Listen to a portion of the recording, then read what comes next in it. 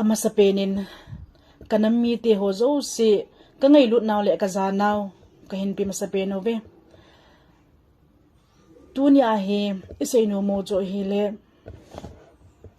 pathenin ngai lut naw le pathenin hi chan ge ai ma pui na zalova ike pa thelo da no ai lo le I chano he pu na no ma jingin he ji ja he tu na he nu me chapang cha anim nung pen he jong leng pathen lo pen dengin kalung na chim se nen ka sei do nu me tu lai igam sungawa pathen ingai lu no ilung si naw hi mulal hang agam ke ya amuna nu naw chapang ka ma an la tui ngola hin khumang jong a hi in gan thea ka ma hin khumang jong tam ta tai a hi le hi chiwa hi ami pi mi ham te ho in pathen lo pi na kilang te ho I mu ti ngo le pathen athang wa e a na chiwa itau win pathen ewa choyovin pathen lo pi na I phung do ve pathin acha te mi him te ho hi a hin ve na hi le thagaw thi sana lung ding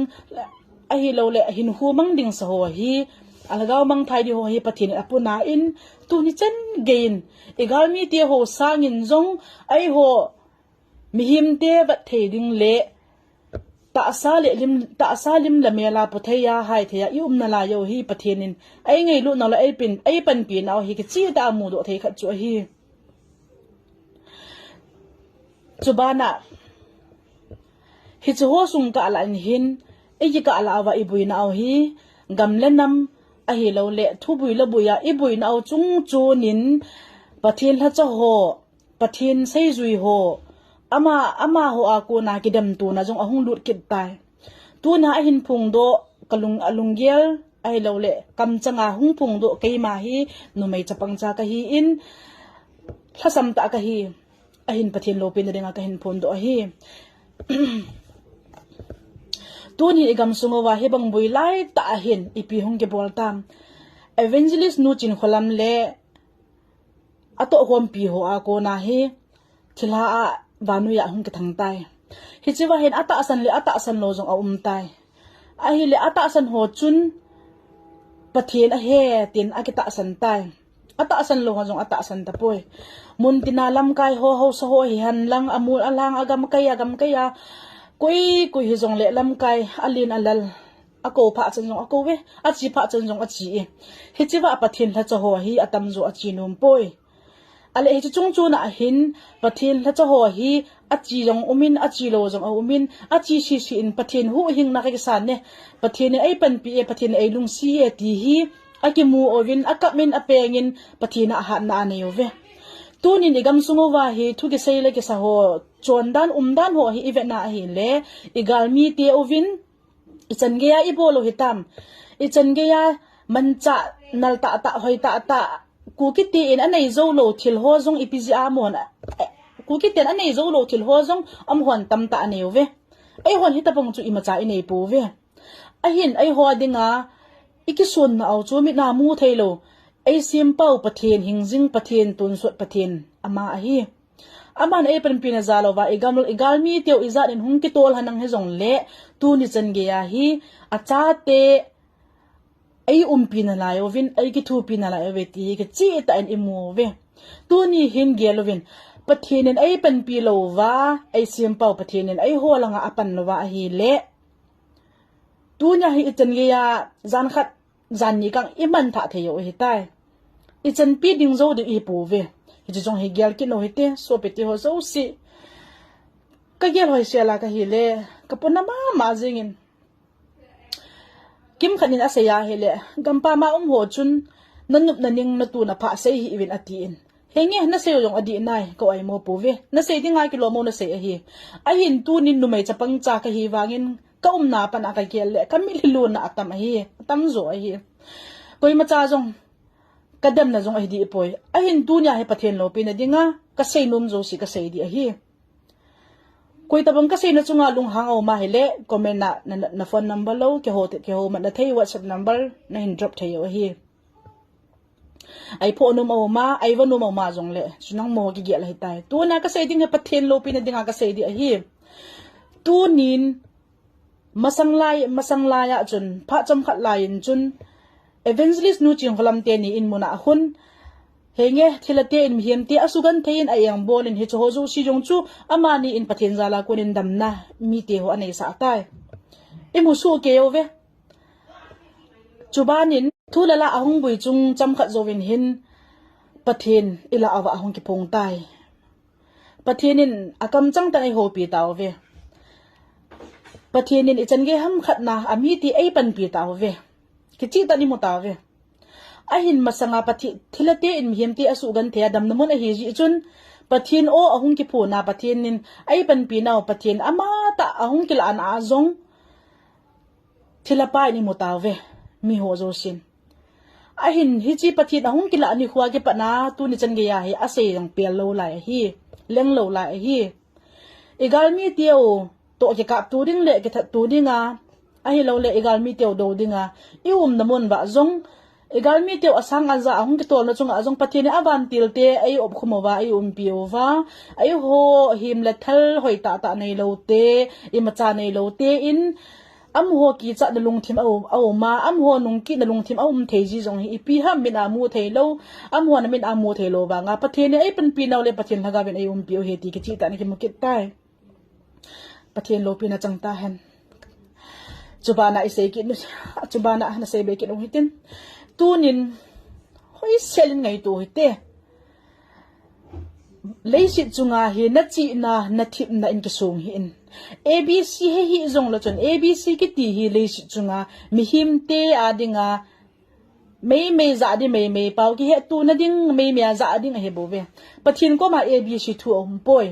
pathin nei te chu abc thu om poi abc hello bin zong pathin anaya hi le pathin to ki ho the ya hi le chi na thip na abc he a chi na thip na nei ho sa nga zong lo pi zo le chung nung zo hi di zong ipong do no mo ve hoi tan ge lo hete tunin zong video youtube aka hin mo ki nin midang hon zong mitam tani mo ding o hi ahung ichiwa ahung ke sein a chun pathinin ko bru pa thilapa a he tin no mai kha sunga a hin pathinin ka di chu chalai ka chu ka sei zom lo a hi in numai khat chunga a hin video ka hin mon a chun numai khat sunga a hin pathin ko bru pa a he ti in pasal koi ham khanin koi pen hi wang chu a ke poi a hin lai chawa thu se hu KBC Central Charsa pasal mangcha tu boy a hi amin jong ka sei di a hi achule YouTube ma hung kyap lu na chu pasal on kho YouTube a he kamu na chu ai le hi chain am ho amin chu kanui sin a ka pha jong a hi poin tu na isei do no mo jo hi le hi chi chunga hin hi chi nu mai nu in thilha a he tin asunga alu tai hi chi asunga lu na kon mi pi ho in comment a jong kamu in hoi lai pin ka ta san dama ti in ta san na pa chu nang ma khon a pathin jo ta sanin hoi lang gel ka hin dalaga hin khonam vai di a hi chi chunga he ken new kha ka don bu na nu mau min hi chi chunga hi chi nu mai nu khu asunga thila lu nam lu lo ham jong ai ke poi ai hin hi ti a mi na mu thei ding in hoi tan nga yo ve hi chika ka hin sei ding hem evangelist nu in thilate amana hi le alu jong ki he apo jong a ki he in alu na chan acting imazo si jong abon hin a ki he su ke ye imi dim se na vin move thilata ta ki ti chun evangelist de ni khot mang jing jong sa a hi a hi le hi chila ya nu khon thila alu ta tin ge lo hi ti thila alu na a hi le bible pung ta su je to je bal ha yang khu amina akama mo pen wanga na sa bi se lo hi chi chung chu na jong amai jong a sungam kit lo hi chi video kha se abol wa jong khu asang kol kalal vel ja ki khel manam ti jong hi the wa hi hoi tan ge lo hi te ka so piti ho zo se am ho jong pathin ha cha kha hi ji chun pathin mina ataw vin pathin mina ano ve mi hi ma hi ji chu sunga lu chu thilam lom jong he pu ve achule hi chawai sei be no mo chu amai jong hoi ta jong su lo thila apo do lo ham jong su lo hi chi hu ata hi a sunga thila ko bru pa lut mo nga hi a le apo do jong su ding a chungowa a khot bible at azet kyu se helova a khot na a tham me yang ko ki pe le a tu lo changa khang dia hi ta en a hi le aman bible a su te to te ha a ob lai ta a khot phanga a shi wanga nu mai nun sa jong a sa lo na jong a sa lo nu mai nun a tu pa khot zo ko nom ta ki kol the hi chong hi hoi tan ge lo vin he thim dio hi asunga lagal bulun hami pilu na ke hepoi chule hi cha do mai nu hu nu chin anadam mo hi in evangelist nu chin kholam ko ma hi thagup an hi thagup an ma hung dam do hi ta in ahung dam do zo wa hi counseling a zaw num talo dam mo ke va sa ichlai in mona hu ache mi achi ting le min list la pa hu a hin dei cha hi tai a hin dei cha na counseling a zaw num lova ama a hin dei cha le ahung dam do zo wa hi chanu chin kolam evangelist te nin hitia hi le ta in langa asol le anu te hoi nu mo asa a kachanu o so in na hin mangove atia nu mo asa owa amin sit na ding a hin holo hi chong hoi tan gelovin achule hichi a hi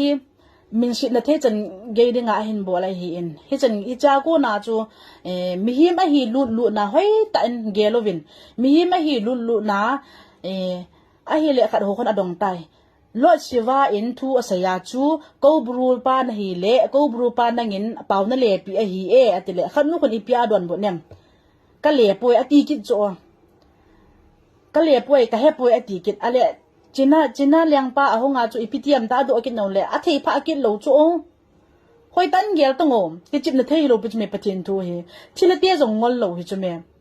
ai le hi chiwa amet no khu ko bru pa hi ta hi le ko bru pa chu thila tel adinga manipur sunga dinga alin pen hi chula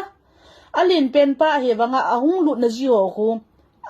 pathin thu aki cha na pathin thu a khot pathin la cha ho a khot chunga au ata sa chunga a khot anga ma hi jong la sa hi chu hi chala ya ho pathin ko thila pa ko bru pa chu a hi a le a dana jong ki he ta chu